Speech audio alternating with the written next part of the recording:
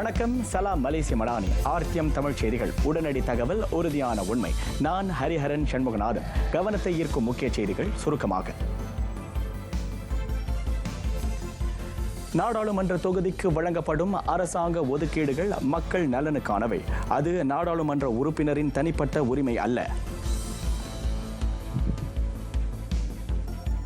நகரி சம்பிலான் மாநில அரசில் 10 பேர் ஆட்சிக்குழு உறுப்பினர்களாக நியமனம். மாயிகா சார்பில் ஓர் இந்தியரும் பழங்குடியினர் சார்பில் ஒருவரும் இனி நியமிக்கப்படுவர். மலேசிய ஆயுதப்படை மற்றும் அரச மலேசிய போலீஸ் படையினரின் பதவி உயர்வு நடைமுறை எளிமையாக்கப்படுவதோடு துரிதப்படுத்தப்படும். புதிய அணுகுமுறை ஆராயப்படுகிறது. சபா பியூஃபோர்ட்டில் மின்சாரம் தாக்கி 3 போலீஸ்காரர்கள் மரணம். உண்மை காரணத்தை கண்டறிய துல்லிய விசாரணை மேற்கொள்ளப்படும். தாய்லாந்தை பதற வைத்த பள்ளி துப்பாக்கிச்சூட்டு தாக்குதலை நடத்திய 14 வயது மாணவர் உட்பட 80 பலி. அமெரிக்காவின் பிறப்புரிமை குடியுரிமையை கட்டுப்படுத்தும் உத்தரவில் அதிபர் டொனால்ட் ட்ரம்ப் கையெழுத்து. சுற்றுலா விசா மூலம் அமெரிக்காவில் குழந்தை பெற்றெடுக்க முனைவோரை தடுக்கும்.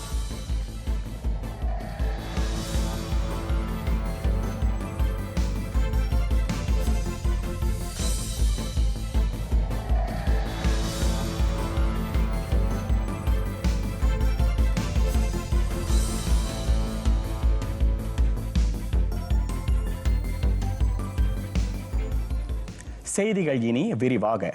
மலேசிய ஆயுதப்படை மற்றும் அரச மலேசிய போலீஸ் படையினரை உட்படுத்திய பதவி உயர்வு நடைமுறை எளிமையாக்கப்படுவதுடன் விரைவுபடுத்தப்படும்.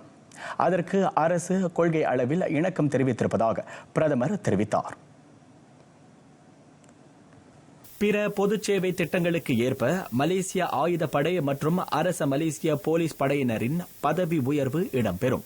அது பற்றிய புதிய அணுகுமுறையை உருவாக்குவது தொடர்பில் தேசிய தலைமை செயலாளர் தான் ஸ்ரீ ஷம்சுல் அஸ்ரி அபுபக்காரும் பொதுச் சேவை தலைமை இயக்குநர் தான் ஸ்ரீ ஒன் அஹ்மத் டாலான் அப்துல் அசீஸும் துல்லியமாக ஆராய்ந்து வருகின்றனர். புதிய அணுகுமுறை குறித்த விவரங்கள் வரும் 30ஆம் நாள் தேசிய தினத்தை அனுசரிக்கவிருக்கும் தருவாயில் மர்டேகா அரங்கில் வெளியிடப்படும் என டத்தோஸ்ரீ அன்வார் கூறினார். நாடாளுமன்ற தொகுதிக்கு வழங்கப்படும் அரசின் ஒதுக்கீடுகள் மக்கள் நலனுக்கானவை. அவை நாடாளுமன்ற உறுப்பினரின் தனிப்பட்ட உரிமை அல்ல. மக்களுக்கு நேரடி அனுகூலங்களை தரக்கூடிய வசதிகளையும் திட்டங்களையும் மேம்படுத்தும் நோக்கத்தை அந்த ஒதுக்கீடு கொண்டிருப்பதாக பிரதமர் டத்தோஸ்ரீ அன்வார் இப்ராஹிம் தெரிவித்தார். நாடாளுமன்ற தொகுதிக்கான அரசின் ஒதுக்கீடுகள் நேரடியாக மக்கள் நிகராளிகளிடம் கொடுக்கப்பட வேண்டும் என்பது கட்டாயமில்லை. உதாரணமாக, அரசின் 20 லட்சம் ரிங்கிட் ஒதுக்கீடு மக்கள் நலனுக்காக, குறிப்பாக பள்ளிகள், சமய பள்ளிகள், பள்ளிவாசல்கள், கால்வாய்கள் ஆகியவற்றை மேம்படுத்த பயன்படுத்தப்படும். அந்த கொள்கை நெடுங்காலமாக பின்பற்றப்பட்டு வருவதை டத்தோஸ்ரீ அன்வார் சுட்டினார். நாடாளுமன்ற உறுப்பினர்களுக்கான ஒதுக்கீட்டை அரசு முடக்கியிருப்பதாக அவர்களில் சிலர் கூறியிருப்பது குறித்து நிதி அமைச்சருமான அவர் இவ்வாறு கருத்துரைத்தார். அலோர் காஜா ஆர் ரஷிடின் பள்ளிவாசலில் வெள்ளிக்கிழமை தொழுகையை நிறைவேற்றிய பின்னர் பிரதமர் ஊடகத்தாரிடம் பேசினார். நகரி செம்பிலானின் புதிய மாநில ஆட்சிக்குழு உறுப்பினர்களாக 10 பேர் தேர்வு செய்யப்பட்டுள்ளனர். அவர்கள் அனைவரும் இன்று காலை பதவி உறுதிமொழி பூண்டனர். மாநில ஆட்சியில் கடந்த நிர்வாகத்தில் இருந்த 2 தக்க வைக்கப்பட்டுள்ள நிலையில் 80 புதிய முகங்கள் ஆவர். குவாலாபிலாவில் அமைந்துள்ள ஸ்ரீ முனாந்தி அரண்மனையில் யாங் டி பர்துவான் பசார் துவான்கோ மோரிஸ் துவான்கோ முனாவேர் முன்னிலையில் அந்த பதவியேற்பு சடங்கு நடைபெற்றது. துங்கு அம்புவான் பசார் துவான்கு ஐஷா ரோஹானி தங்கு பசார் மஹ்மூத், துங்கு பசார் ஸ்ரீ மனாந்தி துங்கு அலி ரெடாவுடின் துவான்கு மோரிஸ் மற்றும் பங்லிமா பசார் துங்கு ஜைன் அல் அபிடின் துவான்கு மோரிஸ் ஆகியோர் அந்த பதவியேற்பு விழாவில் கலந்து கொண்டனர். லிங்கி சட்டமன்ற உறுப்பினர் டத்தோ முகமது ஃபைசால் ராம்னியும் பாலோங் சட்டமன்ற உறுப்பினர் டத்தோ முஸ்தபா நாகூரும் மாநில ஆட்சிக்குழு உறுப்பினர்களாக தொடர்ந்து நீடிக்கும் வேளை 80 புதிதாக நியமிக்கப்பட்டனர்.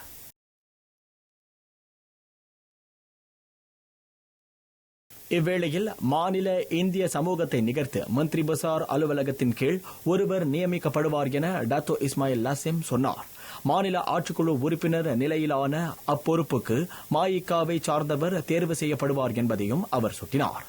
அந்த பொறுப்புக்கு பொருத்தமானவரின் பெயரை மாயிகா முன்மொழிந்து விட்டதாகவும் மாநில ஆட்சிக்குழு கூட்டத்தில் அது குறித்து அறிவிக்கப்படும் என்றும் மந்திரி பசார் குறிப்பிட்டார். மாநில ஆட்சி நிர்வாகத்தில் பல்லினங்களை சார்ந்தோரும் இடம்பெற்றிருப்பதை உறுதி செய்யும் நோக்கத்தில் அந்த முன்னெடுப்பு கையாளப்படுகிறது. ஒராங் அஸ்லி சமூகத்தைச் சேர்ந்த ஒருவரையும் மாநில ஆட்சியில் அங்கம் வகிக்க செய்ய உத்தேசிக்கப்படுகிறது. அதற்கு பொருத்தமானவரை அடையாளம் காண பூர்வ குடியினர் வளர்ச்சித்துறை ஜக்கோவாவின் ஆலோசனை நாடப்படும் என டத்தோ இஸ்மாயில் லசிம் கூறினார்.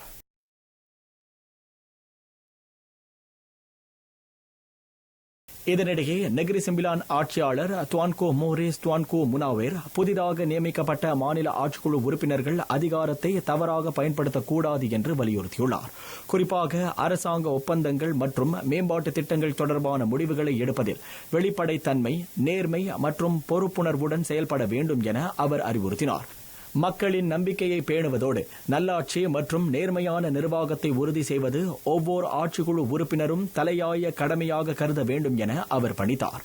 நிர்வாகத்தின் வெற்றி என்பது திட்டங்களை வகுப்பதில் மட்டுமல்ல, மாறாக அவற்றை திறம்படவும் வெளிப்படையாகவும் பயனுள்ள முறையிலும் செயல்படுத்தும் திறனில் உள்ளது என்பதையும் மாநில ஆட்சியாளர் துவான்கோ மோரிஸ் துவான்கோ முனாவிர் நினைவுறுத்தினார். தபோங் ஹாஜி வாரியம் சார்ந்த அரச விசாரணை ஆணைய அறிக்கையின் அடிப்படையில் சிலர் அடையாளம் காணப்பட்டுள்ளனர்.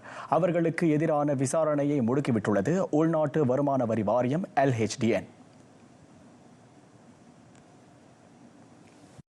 வரி இடர் மதிப்பீட்டின் அடிப்படையில் விசாரணை மேற்கொள்ளப்படுவதாக LHDN அறிக்கையில் குறிப்பிட்டுள்ளது.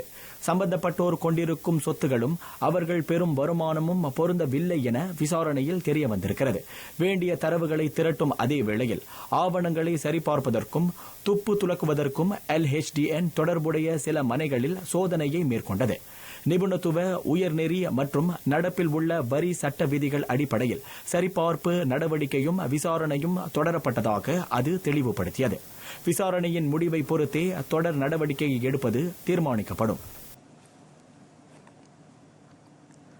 சபா பியூஃபோர்ட்டில் நேற்று மின்சாரம் தாக்கியதால் அரச மலேசிய போலீஸ் படை அதிகாரிகள் 3 உயிரிழந்த சம்பவம். அதன் உண்மை காரணத்தை கண்டறிய உடனடியாக முழு விசாரணை மேற்கொள்ள உள்துறை அமைச்சர் டத்தோ ஸ்ரீ சைஃபுடின் நசுத்யோன் இஸ்மாயில் உத்தரவிட்டார். அத்தகைய துயரச் சம்பவம் மீண்டும் நிகழாது இருக்க முன்னெச்சரிக்கை நடவடிக்கைகள் மேற்கொள்ளப்பட வேண்டியது அவசியம். மின்சாரம் தாக்கியதற்கான காரணங்கள் கண்டறியப்படுவதோடு அவை உடனடியாக சரி செய்யப்பட வேண்டும். அந்த சம்பவத்தில் உயிரிழந்த corporal Mohamad Noor Hafiz Ibrahim, corporal Chiew Tek Siong, constable Mohamad Raimi Ismarubi ஆகியோரின் குடும்பத்தினருக்கு டத்தோ ஸ்ரீ சைஃபுடின் தனது ஆழ்ந்த இரங்கலை தெரிவித்தார். நேற்று மாலை 5:50 மணிக்கு 29 நீளம் கொண்ட இரும்பு தூணை நகர்த்திய போது மின்சாரம் தாக்கியதில் போலீஸ் அதிகாரிகள் 3 உயிரிழந்தனர். அந்த இரும்பு தூண் வெஸ்டர்ன் தேசிய பள்ளி அருகாமையிலும் வெஸ்டர்ன் போலீஸ் நிலையத்திற்கு வெளியேயும் தேங்காய்களை பறிக்க பயன்பட்டது என தொடக்க புலனாய்வில் தெரியவந்துள்ளது. இதனிடையே மின்சாரம் தாக்கி உயிரிழந்த 3 போலீஸ் அதிகாரிகளின் உடல்கள் மீது உடற்கூறு ஆய்வு மேற்கொள்ளப்பட்டது. சபா குவீன் எலிசபெத் மருத்துவமனையில் இன்று காலை 8:30 மணி தொடங்கிய அந்த உடற்கூறு ஆய்வு மதியம் 2:55 மணி அளவில் முடிவுற்றது. தடயவியல் பிரிவு மற்றும் குற்றப்புலனாய்வுத்துறை அதிகாரிகள் சம்பவ இடத்தில் விசாரணை மேற்கொண்டு வருகின்றனர். ஆயினும் இதுவரை குற்றவியல் ரீதியிலான கூறுகள் கண்டறியப்படவில்லை என பேஃபோர்ட் மாவட்ட போலீஸ் தலைவர் சூப்பரிண்டென்டன்ட் சாம்பின் பியூ கூறினார். கோப்ரல் முகமது நூர் ஹாஃபிஸ் மற்றும் கான்ஸ்டபிள் முகமது ரைமி இஸ்மாரூபியின் உடல்கள் அவரவர் சொந்த ஊருக்கு அனுப்பப்படும் முன்னர் இறுதி தொழுகைக்காக சபா போலீஸ் தலைமையகத்திற்கு கொண்டு செல்லப்பட்டன. அதேவேளை கோப்ரல் சியூ தெக்சியோங்கின் உடல் அரச மலேசிய வான்படையின் உதவியுடன் சரவாக்கிற்கு கொண்டு செல்லப்படும். தேசிய மடானி டாக்ஸி புதுப்பிப்பு திட்டம். அத்திட்டத்தின் கீழ் புதிய டாக்ஸிக்கான விண்ணப்பம் அல்லது டாக்ஸியை மாற்றுவது ஓட்டுநர்களின் விருப்பத்தை பொறுத்த விடயமாகும். இருப்பினும் அந்த தளர்வு புரோட்டான் S70 ரக வாகனத்தை வாங்குவதற்கு மட்டுமே வரையறுக்கப்பட்டுள்ளதாக தரை பொது போக்குவரத்து நிறுவனம் தகவல் வெளியிட்டுள்ளது. இத்திட்டத்தில் இணைவது டாக்ஸி ஓட்டுநர்களின் சுய விருப்பத்தை பொறுத்தது என்றும் தற்போதுள்ள டாக்ஸிகள் தொடர்ந்து சேவையில் ஈடுபட அனுமதிக்கப்படுவதாகவும் அப்பாட் தெரிவித்துள்ளது. தேசிய மடானி டாக்ஸி புதுப்பிப்பு திட்டத்தின் கீழ் பல்வேறு ஊக்குவிப்பு சலுகைகள் வழங்கப்படுவதால் டாக்ஸி ஓட்டுநர்கள் அதற்கு விண்ணப்பிக்குமாறு அபார்ட் வலியுறுத்தியது. இருப்பினும் ஏற்கனவே வாகனம் வைத்திருக்கும் விண்ணப்பதாரர்கள் அல்லது கடனுதவி பெற முடியாதவர்கள் வேறு ரக வாகனத்தை பயன்படுத்தி உரிமம் பெறவோ தற்போதைய வாகனத்தை மாற்றவோ அனுமதிக்கப்படுகின்றனர். 2026 வரவு செலவு திட்ட அறிவிப்புக்கு ஏற்ப நாட்டின் டாக்ஸி சேவையை மேம்படுத்தும் நோக்கில் கடந்த மாதம் 3ஆம் நாள் தேசிய மடானி டாக்ஸி புதுப்பிப்பு திட்டத்தை பிரதமர் டத்தோஸ்ரீ அன்வார் இப்ராஹிம் அதிகாரப்பூர்வமாக அறிமுகப்படுத்தினார். உடல் நலக்குறைவு காரணமாக முன்னாள் பிரதமர் டத்தோஸ்ரீ இஸ்மாயில் சப்ரி யாக்கூப் தேசிய இருதய கழகம் IJNல் அனுமதிக்கப்பட்டுள்ளார். அதனைத் தொடர்ந்து அவரை உட்படுத்திய வழக்கு விசாரணை இம்மாதம் 27ஆம் நாளுக்கு ஒத்திவைக்கப்பட்டுள்ளது. டத்தோஸ்ரீ இஸ்மாயில் சப்ரி யாக்கூப்பை உட்படுத்திய ஊழல் மற்றும் கள்ள பணமாற்று வழக்கில் வாக்குமூலத்தை பெறுவதற்கான விசாரணை வேறொரு நாளுக்கு ஒத்திவைக்கப்படுவதாக கோலாலம்பூர் செஷன் நீதிமன்ற நீதிபதி சுசானா ஹுசேன் உத்தரவிட்டார். டத்தோஸ்ரீ இஸ்மாயில் சப்ரி IJNல் அனுமதிக்கப்பட்டதை அடுத்து வழக்கு விசாரணையை தள்ளி வைக்குமாறு அவரை நிகர்த்து வாதாடும் வழக்கறிஞர் டத்தோ அமீர் ஹம்சா அர்ஷாட் கோரிக்கை விடுத்தார். இன்று அந்த முன்னாள் பிரதமருக்கு இதயமுடுக்கி எனப்படும் பேஸ் மேக்கரை பொருத்த அட்டவணையிடப்பட்டுள்ளது. ஊழல் மற்றும் கள்ள பணமாற்றில் ஈடுபட்டதாக பெரு நாடாளுமன்ற உறுப்பினருமான டத்தோஸ்ரீ இஸ்மாயில் சப்ரி மீது மலேசிய ஊழல் தடுப்பு ஆணைய தடுப்புச் சட்டத்தின் கீழ் குற்றஞ்சாட்டப்பட்டுள்ளது. அனைத்து விமானிகளுக்கும் போதைப் பொருள் பரிசோதனை கட்டாயமாக்கப்படும். பாதுகாப்பு கட்டமைப்பை வலுப்படுத்துவதோடு பணிக்கு தேவையான தயார் நிலையை விமானி பணியாளர்கள் கொண்டிருப்பதை உறுதி செய்ய அது வழிகோலும் என மலேசிய வான் போக்குவரத்து குழு தெரிவித்தது. முதற்கட்ட போதைப் பொருள் பரிசோதனையில் மலேசியா ஏர்லைன்ஸ் நிறுவனத்தின் விமானிகள் 1260 பேர் உட்படுத்தப்படுவர். இம்மாதம் 15ஆம் நாள் அச்சோதனை நிறைவடையும். அண்மையில் அந்நிறுவனத்தைச் சேர்ந்த விமானி போதைப் பொருளை கடத்திச் செல்ல முற்பட்டுள்ளார். அதனையடுத்து விமான பணியாளர்களை உட்படுத்திய எந்த ஒரு குற்றச் செயலுக்கும் தயை காட்டப்படக்கூடாது எனும் கொள்கையின் அடிப்படையில் விமானிகளுக்கு போதைப் பொருள் பரிசோதனை கட்டாயமாக்கப்படும் என MAG அறிவித்தது. பாதுகாப்பு தரநிலைகள் மீறப்படுவதை மலேசிய வான் போக்குவரத்து குழு கடுமையாக கருதுகிறது. ஆதலால் அவற்றை வலுப்படுத்தும் முயற்சிகள் தொடர்ந்து மேற்கொள்ளப்படும். ஆகஸ்ட் 15க்குள் போதைப் பொருள் பரிசோதனையை மேற்கொள்ள தவறும் விமானிகள் விமானங்களை இயக்க அனுமதி வழங்கப்படாது என MAG குறிப்பிட்டது. ஜொஹூரில் போலி கடப்பிதழ் தயாரிக்கும் கும்பலின் நடவடிக்கை முறியடிக்கப்பட்டது. மாநில குடிநுழைவுத்துறை மேற்கொண்ட அதிரடி சோதனை நடவடிக்கையில் அந்நிய நாட்டவர் 3 கைது செய்யப்பட்டதாக அதன் தலைமை இயக்குநர் டத்தோ ஜக்காரியா ஷாபான் தெரிவித்தார்.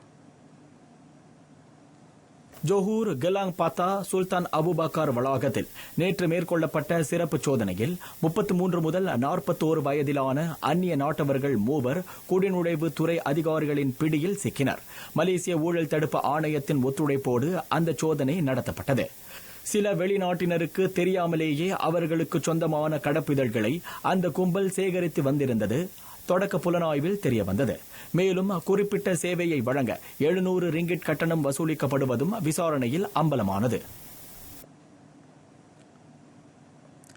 ஜொஹூர் குளுவாங்கில் தனக்கு பிறந்த பெண் சிசுவை 19 வயது கல்லூரி மாணவி கொலை செய்த விவகாரம் நீதிபதி நூர் ரஷீடா அப்துல் ரஹ்மான் முன்னிலையில் வாசிக்கப்பட்ட குற்ற அறிக்கை புரிந்ததாக நூர் ஷாஸ்வன் முகமது இட்ரிஸ் தலையசைத்தார். கடந்த மாதம் 29ஆம் நாள் குளுவாங் தமன் சத்யா முத்தியாராவில் உள்ள ஒரு வீட்டில் காலை 10 மணி அளவில் நூர் ஷாஸ்வான் தான் ஈன்றெடுத்த சிசுவை கொலை செய்ததாக குற்றம் சுமத்தப்பட்டுள்ளது. இந்த வழக்கு குற்றவியல் சட்டம் 302 கீழ் விசாரிக்கப்படுகிறது.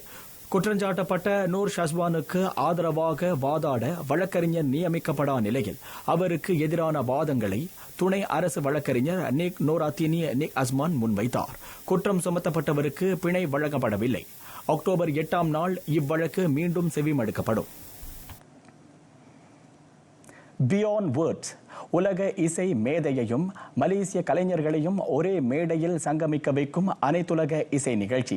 இசை நிகழ்ச்சியையும் தாண்டி படைப்பாற்றல், சமத்துவம் மற்றும் கலாச்சார பரிமாற்றத்தின் வண்ணமயமான கொண்டாட்டமாக அது அமையவுள்ளது. பல்வேறு இசையை இளம் தலைமுறையிடம் அறிமுகப்படுத்துவதோடு மலேசியாவின் தனித்துவமான இசை பாணியை உருவாக்கும் உன்னத நோக்கில் இது ஏற்பாடு செய்யப்பட்டுள்ளது. உலக அரங்கில் பல்வேறு பாரம்பரிய இசையும் இசை சார்ந்த தனித்துவமான படைப்புகளும் தொடர்ந்து ஒலித்துக் கொண்டிருக்கின்றன. அந்த இன்னிசையை எல்லோரும் ரசிக்க வேண்டும். குறிப்பாக இன்றைய இளைஞர்களின் ரசனைக்கு விருந்தாக இந்த இசை நிகழ்ச்சி விளங்கும் என 1997 ஆண்டு அமெரிக்கா லாஸ் ஏஞ்சலஸ் இசை போட்டியில் 7 தங்க பதக்கங்களை வென்ற சாமுவல் ஜேடாஸ் தெரிவித்தார். இந்த ஷோ எப்படின்னாக்கா ஒரு இன்டர்நேஷ்னல் ஆர்டிஸ்ட் கூட நம்மளும் சேர்ந்து ஈக்குவல் சேம் பிளாட்ஃபார்மில் வந்து நம்ம பெர்ஃபார்ம் பண்ண போகிறோம். அதுவும் இல்லாமல் இது வந்துட்டு like Istana Budaya treats this as international show and நம்மளுக்கு வந்துட்டு இது வந்துட்டு ஒரு பெரிய அங்கீகாரம். ஏன்னு கேட்டாக்கா மலேசியாவிலேருந்து வந்துட்டு ஒரு இன்டர்நேஷ்னல் லெவலுக்கு வந்துட்டு நம்ம பெர்ஃபார்ம் பண்ணுறோம். அதுவும் இல்லாமல் ஒரு இன்டர்நேஷ்னல் மியூசிஷியன் அவர் வந்துட்டு இப்போ மிஸ்டர் எல் சங்கர் வந்துட்டு வேர்ல்ட் லெஜண்ட். அவர் வந்து 1969 அவர் வந்துட்டு பெரிய பெரிய மியூசிஷியன் ஆர்டிஸ்ட்டுங்க like Michael Jackson, Madonna, Phil Collins and last passion of Christ எல்லாம் மியூசிக் அவர் செஞ்சு. அனைத்துலக புகழ்பெற்ற இசையமைப்பாளர், வயலின் வித்வான் மற்றும் கிராமி விருது பெற்ற L Shankar, Michael Jackson, Madonna உள்ளிட்ட பல உலக புகழ்பெற்ற கலைஞர்களுடன் இணைந்து பணியாற்றியுள்ளார். அவர் முதல் முறையாக மலேசிய இசை கலைஞர்களுடன் இணைந்து அரங்கேற்ற போகும் இந்த இசை நிகழ்ச்சி மலேசிய இசைத்துறையை உலக அரங்கிற்கு கொண்டு செல்வதற்கு உந்துதலாக அமையும் என பெரிதும் எதிர்பார்க்கப்படுகிறது. உங்களுக்கு எதை பிடிச்சிருக்கோ, whether you want to be a doctor, like a painter or a musician, அதை ஃபுல்லாக பர்சீவ் பண்ணியாச்சுன்னா without expecting anything அது தானாக எல்லாம் கொடுக்கும். I never did this to be famous or to make money. Since my 7 years, 7 வயசில் முதல் கச்சேரி, அதுலேருந்து never look back going further, but we have to work hard. யூஎஸ்லாம் பண்ணும்போது அது வேறு, நிறைய வெஸ்டர்ன் மியூசிஷியன்ஸ் இருக்காங்க. ஆனால் இவங்கெல்லாம் ரொம்ப Indian music and Chinese music இதெல்லாம் ரொம்ப வெரி இன்ட்ரெஸ்டட். அவங்க என்னோட ஒர்க் பண்ணும்போது இந்த கச்சேரினால் அந்த இஸ்தானா புடாயா ப்ளஸ் வீடியோ எல்லாம் வரப்போகிறது. அதனால they are going to be really be known in the international and also in the international level. அவங்களுக்கு இங்கே என்ன நடக்கிறதுன்னு தெரியும் இந்த மியூசிஷியன்ஸ் மூலமாக. நிறைய டேலண்டட் மியூசிஷியன்ஸ் இங்கே இருக்காங்க. தலைநகர் இஸ்தானா புடாயாவில் E2R வெஞ்சர்ஸ் நிறுவனத்தின் ஏற்பாட்டில் வரும் ஆகஸ்ட் 22 பியாண்ட் வேர்ட்ஸ் அனைத்துலக இசை நிகழ்ச்சி நடைபெறவுள்ளது. நுழைவுச் சீட்டுகளை பெறவும் அது தொடர்பான மேலும் விவரங்களுக்கு திரையில் காணும் தகவலை நாடலாம். மாணாக்கருக்கு சிறப்பு கட்டண சலுகையும் வழங்கப்படுகிறது. The knowledge behind music அது வந்து என்னதான் நம்ம எவ்வளோ மியூசிக்கை பார்த்தாலும் அது கூட இருந்து பழகும் போது தான் நம்மளுக்கு தெரியும் அதோட முக்கியத்துவம் என்ன, அதில் என்ன நுணுப்பங்கள் இருக்குது அப்படின்னு. எல்லைகளையும் மொழிகளையும் கடக்கும் வல்லமை இசைக்கு உண்டு. ரசிகர்களுக்கு மறக்க முடியாத இசை அனுபவத்தை தரவும் உலக இசை துறையில் புதிய அத்தியாயத்தை எழுதவும் காத்திருக்கிறது பியாண்ட் வேர்ட்ஸ் இசை நிகழ்ச்சி. தடமாறும் இளைஞர்கள், தடுமாறும் சமூகம், போதைப்பொருள், குண்டர் கும்பல், திட்டமிட்ட குற்ற செயல்கள், இந்திய இளைஞர்கள் அதிகம் ஈடுபடும் குற்ற செயல்கள் யாவை? பொது பாதுகாப்புக்கு அச்சுறுத்தலாய் அவர்கள் உருவாவதற்கான காரணியாது? புறையோடி கிடக்கும் சமூக சீர்கேட்டை புரட்டி பார்க்கிறது இவ்வார வசந்தம். சனிக்கிழமை 3:05 மணிக்கு RTM TV 2 வரித்தா அலைவரிசையிலும் வசந்தம் உங்கள் இல்லம் நாடி.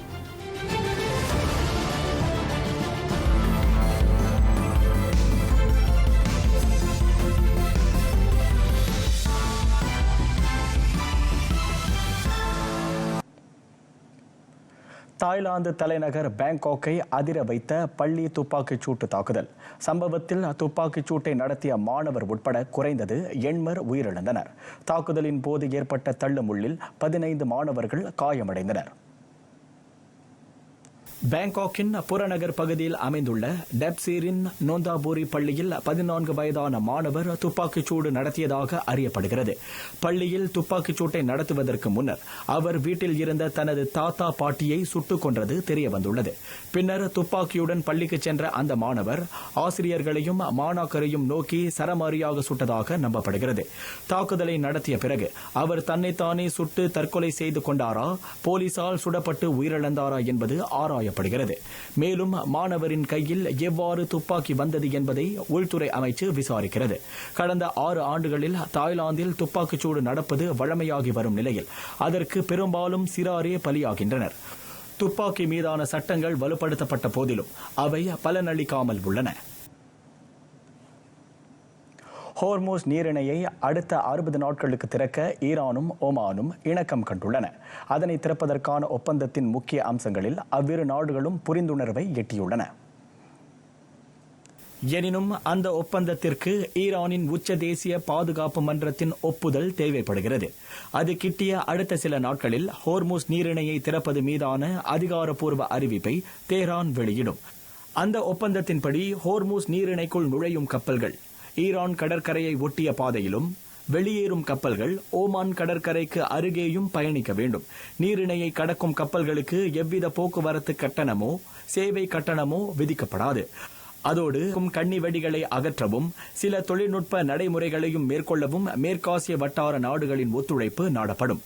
அந்த ஒப்பந்தத்திற்கு ஒப்புதல் கிடைத்தவுடன் அமெரிக்காவும் ஈரானும் தங்களுக்கு இடையிலான அமைதி உடன்படிக்கையின் 5வது பிரிவை செயல்படுத்தும்.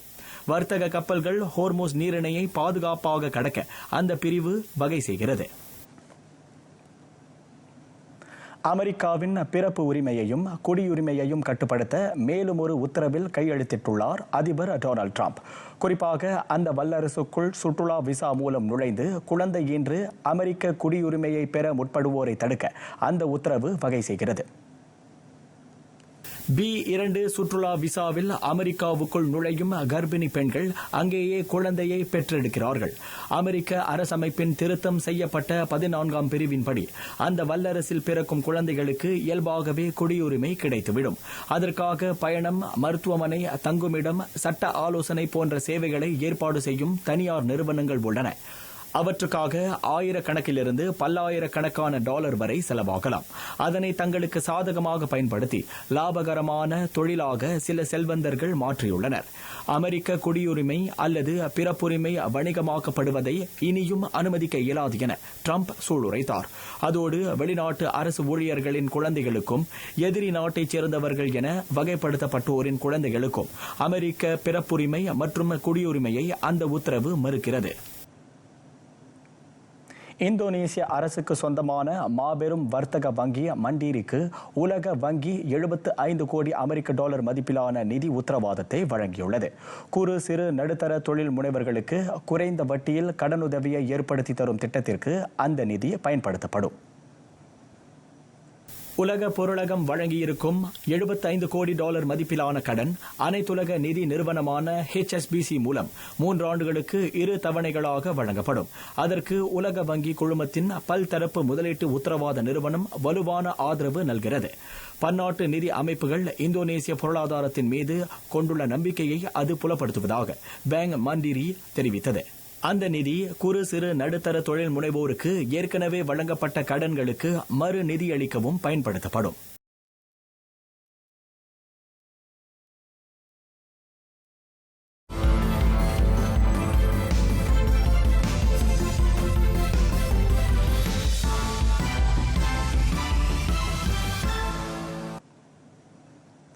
ரியால் மேட்ரிட்டில் களமாட ஆயத்தமாக உள்ளார் யான் டியோமாண்டே. ஐவரி கோஸ்டை சார்ந்த அந்த இளம் வீரரின் சேவையை பெற ரியால் ஜெர்மனியின் RB லிப்சிக் அணியுடன் உடன்பாடு கண்டுள்ளது. ஏறத்தாழ 14 கோடி பவுண்ட் மதிப்பில் 19 வயது டியோமாண்டே அந்த லாலிகா அணியின் இணைவதாக ஸ்பெயினிய ஊடகங்கள் கணித்துள்ளன. அணி வரலாற்றில் அதிக தொகைக்கு வாங்கப்பட்ட வீரராக அவர் விளங்குகிறார்.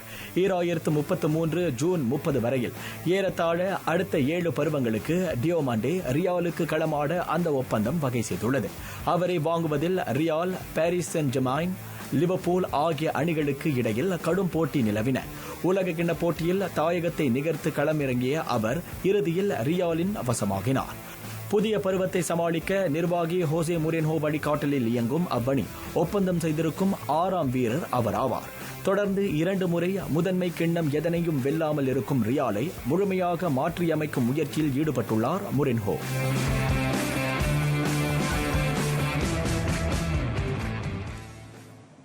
இவ்வேளையில் வினிசியஸ் ஜூனியரை தக்க வைத்துக் கொள்ளும் முயற்சியில் வெற்றி கண்டுள்ளது ரியால். அந்த பிரேசிலிய தாக்குதல் நட்சத்திரத்திற்கு அணி நிர்வாகம் 6 ஆண்டுகளை உட்படுத்திய புதிய ஒப்பந்தத்தை வழங்கியிருக்கிறது. 26 வயது வினிசியஸுக்கு இதற்கு முன்னர் வழங்கப்பட்ட ஒப்பந்தம் முற்றுப்பெற ஓராண்டு மீதம் இருக்கும் நிலையில் அவர் ஆர்சனலுக்கு மாறி செல்லக்கூடும் என்ற ஆருடங்கள் வலுத்துள்ளன. அவருக்கு புதிய ஒப்பந்தத்தை வழங்கி அந்த ஆருடங்களுக்கு முற்றுப்புள்ளி வைத்தது ரியால். வினிசியஸ் அணியில் தாக்குதலை வலுப்படுத்த பிரெஞ்சு உச்ச நட்சத்திரம் கிலியன் எம்பாப்பே, இங்கிலாந்து மத்திய திரள் வீரர் ஜூட் பெலிங்கம் மற்றும் ரோட்ரிகோ ஆகியோருடன் கைகோர்ப்பார். 8 ஆண்டுகளுக்கு முன்பு வினிசியஸ் 18 வயதில் ரியாலில் இணைந்தார். அந்த ஸ்பெயினிய அணிக்காக 375 ஆட்டங்களில் களம் கண்டிருக்கும் அவர் 128 கோல்களை புகுத்தியுள்ளார். அவ்வணி வெற்றியாளர் லீக் கிண்ணத்தை 2 முறையும், லாலிகா பட்டத்தை 3 முறையும் வெல்ல அவர் உதவியிருந்தார்.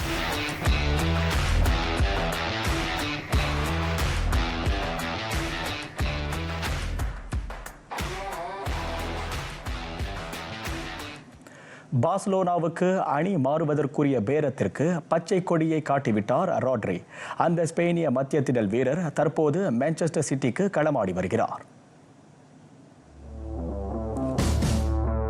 2026 உலக கிண்ணத்தை கைப்பற்றிய ஸ்பெயினிய அணியின் கேப்டனான அவரின் சேவையை பெறும் பந்தயத்தில் அணிகள் ஈடுபட்டுள்ளன.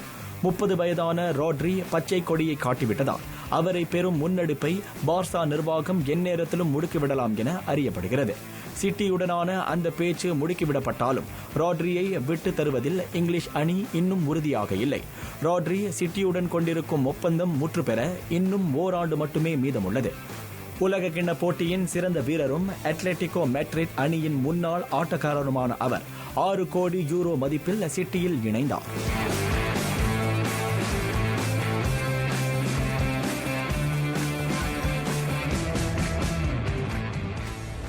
தடமாறும் இளைஞர்கள், தடுமாறும் சமூகம், போதைப்பொருள், குண்டர் கும்பல், திட்டமிட்ட குற்ற செயல்கள். இந்திய இளைஞர்கள் அதிகம் ஈடுபடும் குற்ற செயல்கள் யாவை? பொது பாதுகாப்புக்கு அச்சுறுத்தலாய் அவர்கள் உருவாவதற்கான காரணி யாது? புறையோடி கிடக்கும் சமூக சிறுகேட்டை புரட்டி பார்க்கிறது இவ்வார வசந்தம்.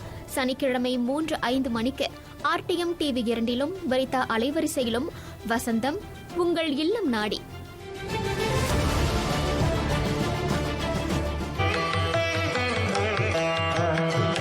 திருக்குறள். எனைப்பகை யுற்றாரும் உய்வர் வினைப்பகை வீயாது பின் சென்று அடும். பிறருக்கு தீங்கு விளைவிப்போர் அழிவை அடைவது உறுதி. அந்த தீங்கு அவரை நிழல் போல் தொடரும் என எச்சரிக்கிறார் வள்ளுவ பெருந்தகை.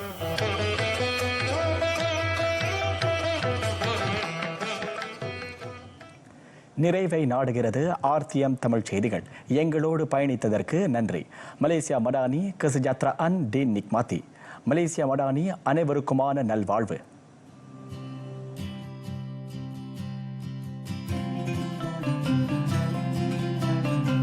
Aku berjanji dan ku bersumpah setia demi Tuhan dan negara akan ku korbankan jiwa. Aku berjanji akan satukan semua, kita bertahan bersama tanah air yang tercinta.